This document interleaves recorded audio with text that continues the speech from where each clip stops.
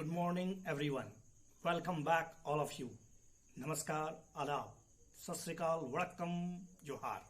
आप सबों का हार्दिक स्वागत है इस यूट्यूब चैनल में, जहां पर लगातार आपको प्रश्नों के साथ बेहतरीन तरीके से हिंदी में और साधारण भाषा में बेहतरीन तरीके से विभिन्न प्रश्नों और उसके विभिन्न जो पक्ष हैं उसके बारे में बताया जा रहा है। ये वीडियो अच्छा लगता है तो वीडियो को शेयर एंड सब्सक्राइब करना बिल्कुल ना भूलें। लगातार आपके सब्सक्राइबर से मुझे प्रोत्साहन मिलेगा, मुझे एक मोटिवेशन मिलेगा और मैं लगातार प्रयास करता रहूंगा। सीखने और सिखाने का जरिया जारी रहेगा। तो आज का जो कंसेप्ट है, आज का जो टॉपिक है, वो स्पेशली डिस्कसिंग होगा विभिन्न ऐतिहासिक पहलू पर, विभिन्न सांस्कृतिक कल्चर और उससे जुड़े हुए विभिन्न प्रकार के जो दार्शनिक रहे हैं उनके विचारों को जानेंगे। तो सबसे पहले आज का topic Ramanujacharya. You know about Ramanujacharya. अभी हाल ही में 18 अप्रैल को उनका 1004 जयंती मनाई गई।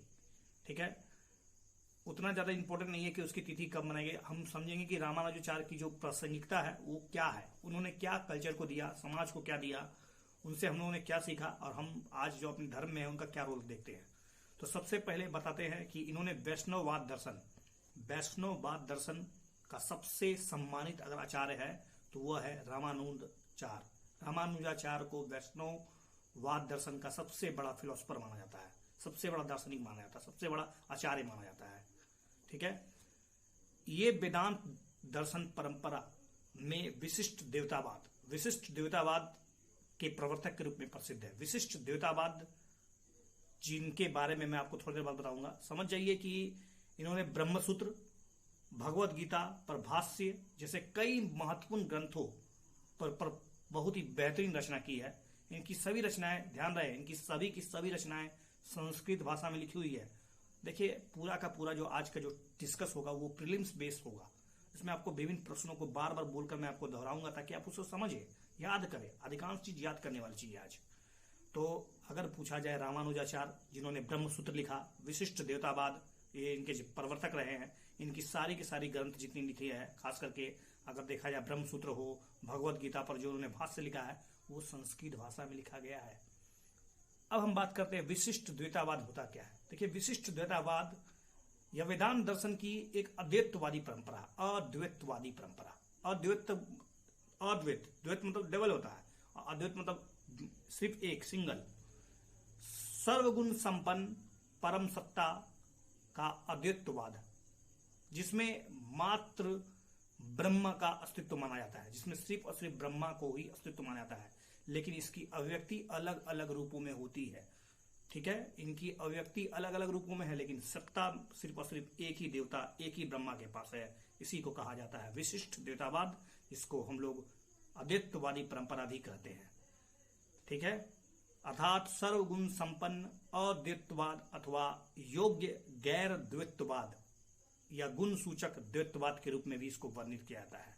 वेदांत दर्शन की इस परंपरा यह मानती है कि संपूर्ण जगत की जो डायवर्सिटी है, जो विविधता है अथवा जो बहुरूपता है, एक ही मूलभूत सत्ता में समाहित है, एक ही मूलभूत सत्ता में समाहित है। तो रामानुजाचार्य के बारे में सबसे पहले कि ये विशिष्ट देवतावाद के प्रवर्तक रहे हैं।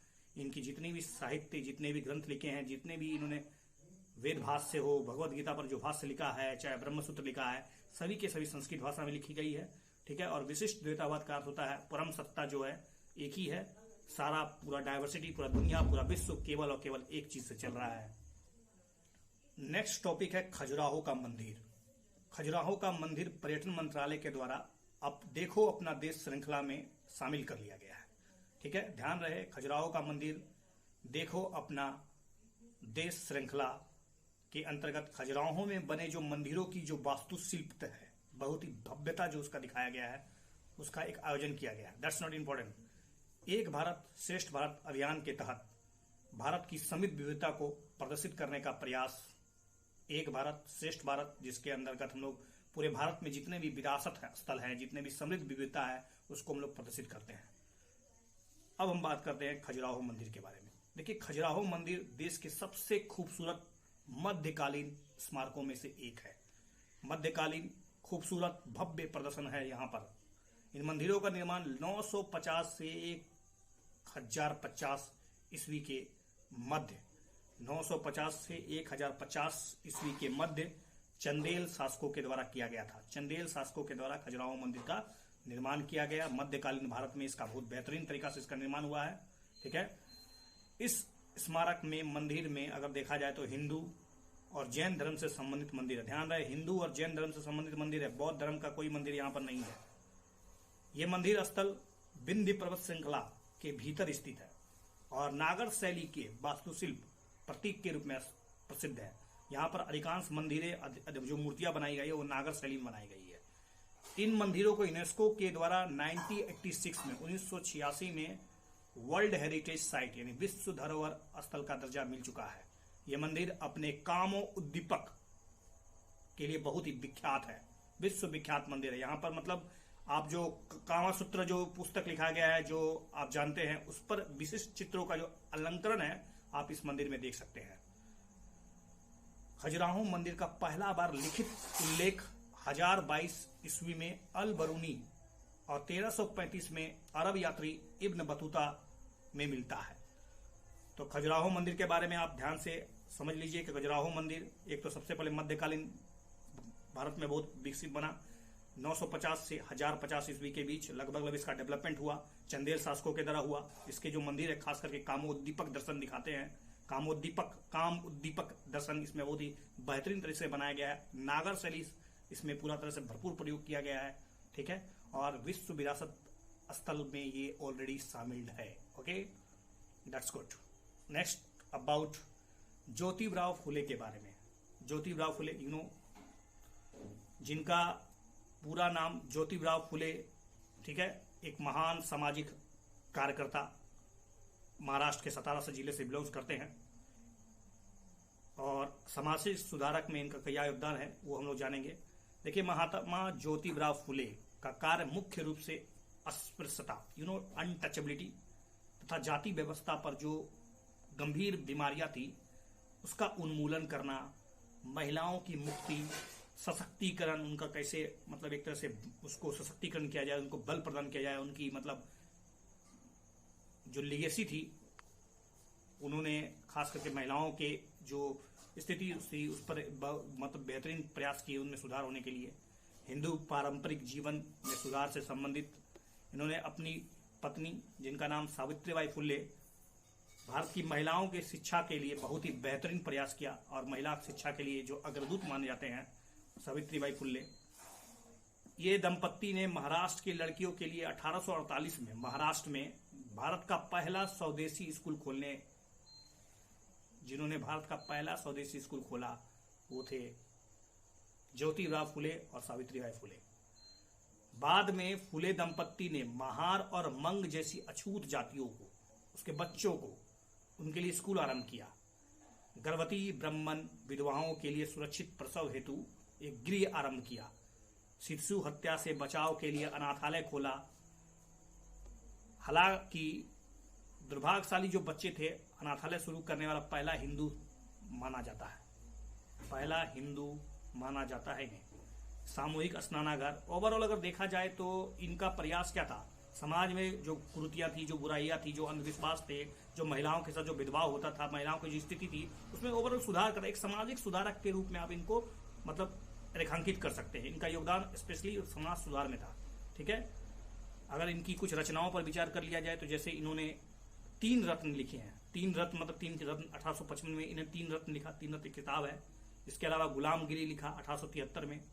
उसके बाद कल्टीवेटर विव कॉर्ड लिखा। उसके बाद सत्यशोधक समाज बहुत ही फेमस है इनका, सत्यशोधक समाज। ठीक है, तो महात्मा ज्योतिबराव फुले के बारे में यही समझिए कि अगर आपको समाज सुधार के बारे में अगर चर्चा करना हो तो महात्मा ज्योतिबराव फुले और सावित्रीबाई फुले समाज सुधार में किस प्रकार से महिलाओं की स्थिति, उनके दयनीय स्थिति पर किस प्रकार से उन्होंने अपना दृष्टिकोण दिखाया, समाज में कैसी व्यवस्था होनी चाहिए, महिलाओं की शिक्षा दीक्षा और अनाथालय और गरीब बच्चों और अछूत बच्चों के लिए उन्होंने किस प्रकार से प्रयास किए। इसके अलावा उनके द्वारा लिखी गई ग्रंथ जो है वो गुलामगिरी याद रख लीजिए, सत्यशोधक समाज याद रख लीजिए, 3 रत्न याद रख लीजिए। That's sufficient for it. Next है जलियांवाला बाग हत्याकांड। You know about that very famous but बहुत ही दुखद घटना, इतिहास के पन्नों में एक मतलब सबसे काला दिन कह सकते हैं। 13 अप्रैल 1919 13 अप्रैल 1919 ब्रिटिश सेना के द्वारा जलियांवाला बाग में निहत्थे भारतीयों पर गोली चलाई गई और इसमें हजारों सैकड़ों लोग शहीद हो गए। 13 अप्रैल 1919 बैसाखी का दिन था। अमृतसर के स्थानीय निवासियों के द्वारा स्वतंत्रता सेनानी, दो स्वतंत्रता सेनानी थे, उनका नाम था सत्यपाल और डॉक्टर सैफुद्दीन किचलू, उनको कैद कर लिया गया था। इसके अलावा रोलेक्ट एक्ट के माध्यम से जो एक काला कानून था जिसके तहत संदिग्ध के आधार पर मतलब बिना मतलब कोई ऐसे ही 2 वर्ष के लिए उठा लिया जाता था, जिनको किसी भी प्रकार का ना तो वकील, ना तो दलील, ना तो अपील करने की कोई मतलब गारंटी नहीं दी गई थी। हवेस कॉर्पस को कुचल दिया गया था। हवेस कॉर्पस मतलब बंदी प्रत्यक्षीकरण पूरी तरह से तोड़ मरोड़ दिया गया था। और ये जो काला कानून था उसका विरोध करने के लिए लोग इकट्ठा हुए थे, लेकिन अफसोस की बात, रोलेट एक्ट के तहत ब्रिटिश सरकारों ने बिना किसी सुनवाई के लोगों को गिरफ्तार करते थे। जलियांवाला बाग जो था चारों तरफ से दीवारों से घिरा हुआ था। इसमें आने जाने का एक ही कुछ छोटा छोटा दरवाजा होता था। अंग्रेज के आदेश के खिलाफ इस बाग में जो लोग एकत्रित हुए थे, इसमें पुरुष थे, महिलाएं थी, बच्चे थे, अनजान लोग थे। इस brigadier general resident Edward Harry Dyer एकत्रित भीड़ को सबक सिखाने के उद्देश्य से, इसका नाम ध्यान से रखिए, brigadier general resident Edward Harry, उसने एकत्रित भीड़ को सबक सिखाने के लिए दबे पांव उसमें पहुंचा और लगभग 90 सैनिकों को सभा के दौरान भीड़ पर गोली चलाने का निर्देश दिया। भीड़ में कई लोगों ने दीवार फांद कर जान देने का प्रयास किया। कई लोग असफल होने के बचने के लिए कुएं में कूद गए। इस नरसंहार के बाद जनरल डायर को अमृतसर का कसाई कहा गया और उसे कमांड से हटाकर वापस ब्रिटेन भेज दिया गया। इस घटना के प्रतिरोध में रविन्द्रनाथ टैगोर ने ब्रिटिश नाइटहुड की उपाधि वापस कर दी। महात्मा गांधी ने केसरे हिंद की उपाधि त्याग दी। 1922 में कुख्यात रोलेट एक्ट अंग्रेज द्वारा निरस्त कर दिया गया और इस पर एक कमीशन बैठाया गया था। उस कमीशन का नाम आप मुझे मेरे कमेंट सेक्शन में लिखिए तो मुझे बहुत खुशी मिलेगी। नेक्स्ट है आर्मेनियाई नरसंहार। आर्मेनियाई नरसंहार से समझिए, अमेरिकी राष्ट्रपति जो बिडेन, उन्होंने जो आर्मेनियाई नरसंहार हुआ था उसको आर्मेनियाई नरसंहार के रूप में मनाने के लिए तैयार कर रहे हैं। 24 अप्रैल को आर्मेनियाई नरसंहार स्मृति दिवस के रूप में आयोजित किया जाएगा। क्या हुआ था ये समझिए, दैट्स इंपॉर्टेंट पार्ट जो मैं बोलने जा रहा हूं। आर्मेनियाई नरसंहार पहला विश्व युद्ध के दौरान 1915 से 1922 के बीच ओटोमन तुर्की द्वारा आर्मेनियाई आबादी को पूर्वी अनातोलिया से निर्वासित कर दिया गया था। वहां से उसको धकेल के भगा दिया गया था। इस दौरान क्या हुआ, आर्मेनियाई नरसंहार में हजारों आर्मेनियाई लोग हत्याएं, भूखमरी और बीमारी के कारण मारे गए। तुर्की इस घटना से बहुत ही भिन्न राय रखता है, जबकि इतिहासकारों के बीच इसमें मतभेद है, इसलिए हम इस पर ज्यादा डिस्कस नहीं करेंगे। लेकिन इतना तो तय है कि 1915 और 1922 के दरमियान में जब आर्मेनियाई लोगों को खदेड़ के वहां से भगाया गया तो बहुत से लोग, चूंकि ओटोमन तुर्कों के द्वारा आर्मेनियाई आबादी को पूर्वी अनातोलिया में जब भेजा गया था तो उसमें बहुत से लोग मारे गए थे। ठीक है, इसलिए इस पर ज्यादा चर्चा नहीं करना है, दैट्स नॉट इम्पोर्टेंट पार्ट। अगला क्वेश्चन या अगला जो है वो आर्मेनियाई लोगों के साथ 1915 में जो घटनाएं हुई थी उसके संदर्भ में जो बातें बताई जा रही है उसके खिलाफ तुर्की द्वारा कई अत्याचार को स्वीकार नहीं किया जा रहा है, किंतु यह घटना नरसंहार मनाने से इनकार करता है।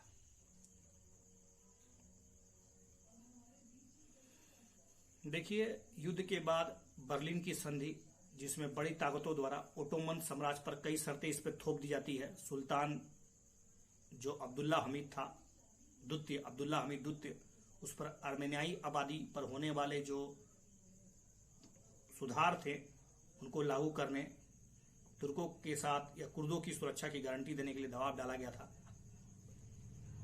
बाद में अक्टूबर 1914 में तुर्की जर्मनी की ओर से प्रथम विश्व युद्ध लड़ रहा था। 1915 में लड़ाई में ओटोमन साम्राज्य रूस की सेना से बुरी तरह से पराजित हो जाता है और तुर्कों के साथ बुरा व्यवहार किया जाता है। उसमें आपको खलीफा से जुड़ा हुआ मुद्दा तो आप समझते ही होंगे कि किस प्रकार से खलीफा और खिलाफत आंदोलन एक दूसरे से जुड़ गया। इसके बारे में आप मुझे लिख सकते हैं कि किस प्रकार से खिलाफत आंदोलन और खिलाफत और खलीफा किस प्रकार से जुड़ा हुआ है। नेक्स्ट क्वेश्चन या नेक्स्ट टॉपिक या नेक्स्ट विषय कह सकते हैं कि तलाक और गुजारा भत्ता पर समान नागरिक कानून के खिलाफ उच्चतम न्यायालय में एक याचिका दायर की गई है। सभी धर्मों के लिए समान कानून उपलब्ध कराने के खिलाफ आप जानते हैं कॉमन सिविल कोड, जिसका आर्टिकल 44 में जिक्र है, उसके खिलाफ सुप्रीम कोर्ट में एक याचिका दायर की गई है और कहा गया है कि जो कानून है, जो उपरोक्त कानून है, उसकी आड़ में मुस्लिमों महिलाओं के उनके धर्म का पालन करने से संबंधित जो मौलिक अधिकार है उसके छीनने की खुल्लम खुल्ला घोषणा की जा रही है। महिलाओं को जो स्वतंत्रता मिला है, इसमें आर्टिकल 44 अगर पूरा भारत में अप्लाई हो जाएगा तो इससे मुस्लिम महिलाओं का जो स्वतंत्रता का जो अधिकार है वो खुल्लम खुल्ला जो है वो खत्म हो जाएगा। लेकिन याचिकाकर्ता ने सर्वोच्च न्यायालय से कहा कि अदालत तलाक, भरण पोषण और गुजारा भत्ता के संबंध में एक समान नागरिक कानून लागू होने से उसकी जैसी मुस्लिम महिलाओं की बेहतरी पर फैसला करने पर उसकी बात सुन ले। देखिए, दिसंबर में सुप्रीम कोर्ट ने, पिछले साल की बात कर रहे हैं, दिसंबर में सुप्रीम कोर्ट ने, आप जानते हैं अश्विनी कुमार उपाध्याय ने सभी धर्मों के लिए तलाक, भरण पोषण, गुजारा भत्ता हेतु एक समान कानून बनाए जाने की मांग कर रहे थे। और उनका कहना था कि कुछ धर्मों में तलाक, भरण पोषण, गुजारा भत्ता संबंधित कानून जो है महिलाओं के साथ भेदभाव कर रहे हैं, उन्हें हाशिए पर छोड़ दे रहे हैं। महिलाओं की स्थिति पहले से ही बदतर है और भी बदतर हो जाएगी। इसलिए किसी न किसी कोशिश करके आप गुजारा भत्ता, तलाक से संबंधित मुद्दे और जो उत्तराधिकारी का जो नियम है, इन पर एक कॉमन कोड लाया जाए। इसके साथ हम लोग दूसरे टॉपिक की नहीं बल्कि इसकी कुछ विस्तृत जानकारी ले लेते हैं। देखिए, समान कानून होता क्या है, इसकी जरूरत क्यों है, इसके बारे में मैं आपको बताता हूं। धर्मों के अनुसार भिन्न भिन्न मौजूदा जो विसंगतियां हैं, जो खामियां हैं, वो समानता के अधिकार अर्थात अनुच्छेद 14 और धर्म और लिंग के आधार पर भेदभाव अनुच्छेद 15 और गरिमा से जीने का जो अधिकार है जो अनुच्छेद 21 का उल्लंघन करता है। एक समान कानून अगर होगा तो अनुच्छेद 14, अनुच्छेद 15, अनुच्छेद 21 ये सब का उल्लंघन नहीं होगा, इसमें एक समानता स्थापित होगी। अतः तलाक, भरण पोषण, गुजारा भत्ता जो संबंधित जो कानून है, जो लिंग तटस्थ कानून है और जो धर्म तटस्थ होने चाहिए, इसमें समानता लाया जाए। इसमें लिंग क्या है या धर्म क्या है इससे कोई मतलब नहीं है। इसमें तलाक हो, भरण पोषण हो, गुजारा भत्ता हो, ये सब धर्म और इसका लिंग से कोई लेना देना नहीं होना चाहिए, सबको समान मिलना चाहिए, ऐसा कहना है। तो भारत में पर्सनल लॉ की स्थिति क्या है? जो आपका जो व्यक्तिगत अधिकार है, पर्सनल लॉ जिसको बोलते हैं, जैसे कि विवाह, संबंध विच्छेद, तलाक, विरासत जो गोद लेना होता है, जो प्रॉपर्टी होती है, उसको संविधान की समवर्ती सूची में रखा गया है। ठीक है, तो हिंदू पर्सनल लॉ वैधानिक कानून, जिसको हिंदू विवाह अधिनियम 1955 कहते हैं, उसके तहत समान रूप से धर्मनिरपेक्ष और आधुनिक कानून बनाया जा चुका है। दूसरी ओर मुस्लिम पर्सनल लॉ जैसे कि 1937 का शरीयत कानून है, अभी भी अपनी विषय वस्तु और नजरिए में कुछ पारंपरिक दृष्टिकोण, मतलब एक तरह से कहते हैं कि रूढ़िवादी जो सोच है बरकरार रखा है। महिलाओं के एक तरह से आजादी पर अंकुश लगाता है, कहीं ना कहीं महिलाओं के शोषण का एक बेहतरीन तरीका बन गया है शरीयत लॉ। इस पर आप सोच सकते हैं, ये मेरा व्यक्तिगत विचार नहीं है। इसके अलावा ईसाई, यहूदी धर्म के लिए अलग अलग पर्सनल लॉ है। तो ढेर सारे, हिंदू को पर्सनल लॉ अलग है, मुस्लिम शरीयत लॉ अलग है, ईसाई और यहूदियों का अलग पर्सनल लॉ है। तो इनमें जो इतनी सारी जो विविधता है, इतनी सारी जो मतलब मिसमैनेजमेंट होने के कारण कानून ठीक ढंग से लागू नहीं हो पाता है। और पर्सनल लॉ के आड़ में हम लोग या मतलब विभिन्न धर्मों के लोग अपने जो महिलाओं के साथ जो बर्ताव होता है उसमें बहुत सारा अंतर है।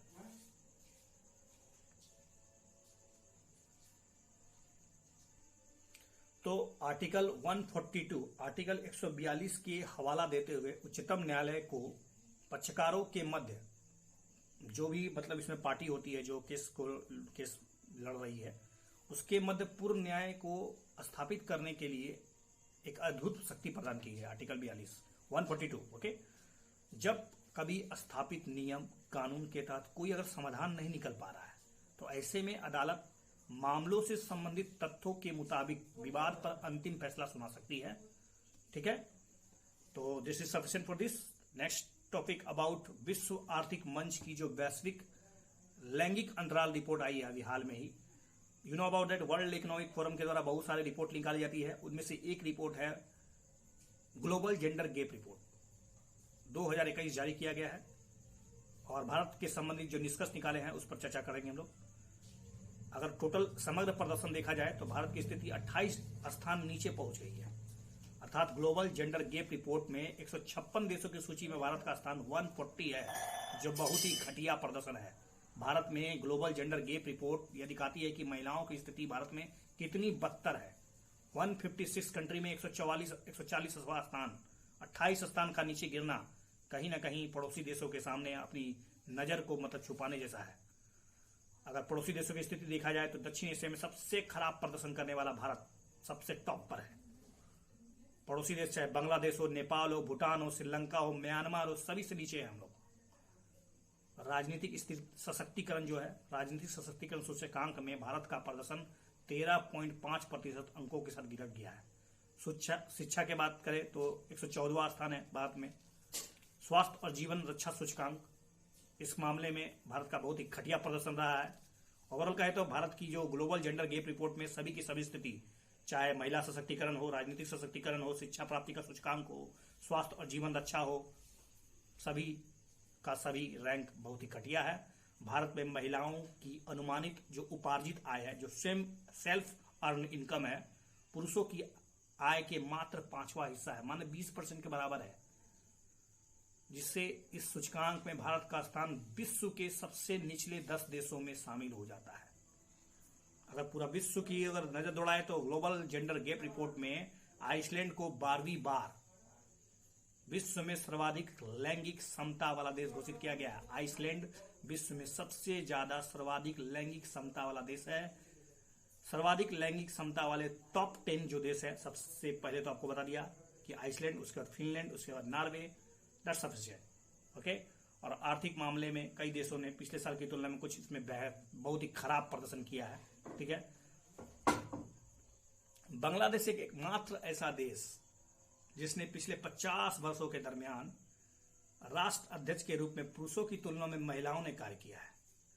आर्थिक भागीदारी में सर्वाधिक लैंगिक अंतराल वाले देश ईरान, भारत, पाकिस्तान, सीरिया, अब हमारी गिनती अफगानिस्तान, पाकिस्तान, सीरिया, ईरान के साथ हो रही है और भारत खुद को आपको विश्व गुरु कहना चाहता है।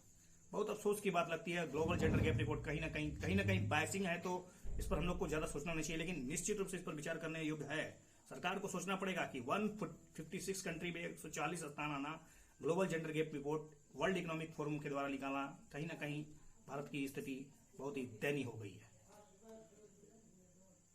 अगर इसकी बात करें कि ग्लोबल जेंडर गैप रिपोर्ट वर्ष 2006 से प्रकाशित हो रहा है, पहली बार 2006 में प्रकाशित हुआ था। 156 देश हैं इसमें और 4 आयाम पे टिका हुआ है ये। एक तो है आर्थिक भागीदारी और दूसरा अवसर, उसी में अवसर, आर्थिक भागीदारी और अवसर।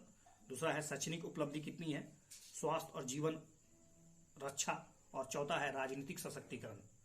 सूचकांक में जो उच्चतम स्कोर होता है वो 1 होता है, जो समता को पूरा कंप्लीट इक्वल है, सब कोई पुरुष और महिला बराबर है सब में। और निम्नतम स्कोर को 0 होता है, जो असमानता के स्तर को दिखाता है। ठीक है। अगला है UNFPA की जनसंख्या रिपोर्ट। संयुक्त राष्ट्र जनसंख्या कोष, यूनाइटेड नेशन पॉपुलेशन फंड द्वारा मेरा शरीर मेरा अपना है, मेरा शरीर मेरा अपना है, my body is my one नामक शीर्षक से अपनी प्रमुख विश्व जनसंख्या स्थिति रिपोर्ट 2021 जारी किया गया है। इसमें एक ज्यादा कुछ नहीं समझना, बस आप समझिए कि ये शारीरिक ऑटोनॉमी क्या होती है। शारीरिक स्वायत्तता, देखिए दैहिक स्वायत्तता का मतलब होता है कि बगैर किसी हिंसा के डर या किसी डर के अथवा किसी मतलब भय के, यदि आप अपने निर्णय किसी अन्य के द्वारा किए जाने के बिना आपकी देह अथवा शरीर के बारे में स्वयं अपने विकल्प चुनने का आपको अधिकार है, आपकी शक्ति है, तो आप समझिए कि आप स्वतंत्र है, आपको मतलब फिजिकली ऑटोनॉमी प्राप्त है। लेकिन अफसोस की बात, इसके जो कुछ बिंदु है बहुत ही गंभीर है, बहुत ही दयनीय है। 57 विकासशील देश में महिलाओं की लगभग 50% महिलाएं, मतलब आधी की आधी जनसंख्या अपने शरीर के बारे में खुद निर्णय नहीं ले सकती है, उसके अधिकार नहीं है उस पर। वे महिलाएं ना तो गर्भ निरोधक का उपयोग करने, ना तो स्वास्थ्य देखभाल की मांग करने, और यहां तक कि अपनी काम वासना के संबंध में खुद निर्णय नहीं लेती है। जिन देशों में यह आंकड़े उपलब्ध हैं उनमें केवल 55% महिलाएं ही स्वास्थ्य सेवाओं और गर्भ निरोधक तक पहुंच इत्यादि को सेक्स को करने नहीं करने के लिए जो विकल्प चुनने का जो पूरा अधिकार है, मात्र 55% महिलाओं के पास है। 75% देशों में गर्भ निरोधक के लिए पूर्ण और विकल्प चुनने का पूरा अधिकार मिला हुआ है। दुनिया भर की जो अधिकांश महिलाएं हैं वो शारीरिक स्वायत्तता के मौलिक अधिकार से वंचित कर दी जाती है। और कोविड-19 ने तो और भी इसको विकराल कर दिया है, और भी घटिया बना दिया। भारत के संबंध में तो रिपोर्ट और भी घटिया दिखा रही है। जैसा कि आपको पता होगा, national family health survey, Bharat के राष्ट्रीय परिवार स्वास्थ्य सर्वेक्षण 4, उसमें कहता है कि 12% विवाहित महिलाएं, अर्थात 15 से 49 वर्ष की जो महिलाएं हैं, अपनी स्वास्थ्य देखभाल के बारे में स्वतंत्र निर्णय लेती है। केवल 12% ऐसी महिलाएं हैं हमारे देश में जो अपने स्वास्थ्य के बारे में स्वयं निर्णय लेती है, और बाकी 88% कहाँ गया? उसके लिए उसका पति, उसका परिवार जिम्मेदार है। 63% विवाहित महिलाएं इस संबंध में अपने जीवन साथी से परामर्श लेती है, निर्णय लेती है, और 1/4 महिलाएं जीवन साथी के साथ अपनी स्वास्थ्य देखभाल के बारे में उसको बताती है, उसको निर्णय लेती है। महिलाओं को 8% विवाहित महिलाएं ऐसी है जिसको गर्भ निरोधक के उपयोग के बारे में स्वतंत्र निर्णय लेने की आजादी है, बाकी किसी को नहीं है। ओवरऑल देखिए, शारीरिक ऑटोनॉमी, एक बात तो स्पष्ट है कि इससे कहीं ना कहीं महिलाओं पर जो विशेष प्रकार का जो टिप्पणी किया गया है, वास्तव में शारीरिक ऑटोनॉमी उनके पास है या नहीं, ये एक तरह से आर्टिकल 14 समानता का अधिकार, आर्टिकल 15, आर्टिकल 16 और यहां तक कि आर्टिकल 19, आर्टिकल 21 सभी पर एक तरह से जोरदार हमला करता है कि भारत की महिलाओं की स्थिति एक तरह से समानता का अधिकार हो, लिंग के आधार पर डिस्क्रिमिनेशन हो रहा है, उनको निर्णय लेने की शक्ति नहीं है, खुद का स्वास्थ्य पर कोई अधिकार नहीं है। ये एक तरह से जो गरिमापूर्ण जीवन जीने का आर्टिकल 21 में दिया गया, सारे के सारे वंचित है। नाम मात्र का एक तरह से स्वतंत्रता दिया गया, मौलिक अधिकार का नाम मात्र होना हमारे देश में कहीं ना कहीं, ये जो रिपोर्ट है यूनाइटेड नेशन, जो इसका जो रिपोर्ट है, उस पर विचार करने की बात है। Okay, this is sufficient for this video. I think I explain in my one words with very clearly, minutely, but this video is for remembering points are mostly important. Watch this video 2 and 3 times. You will be definitely benefit about it. Thank you for watching this video once again.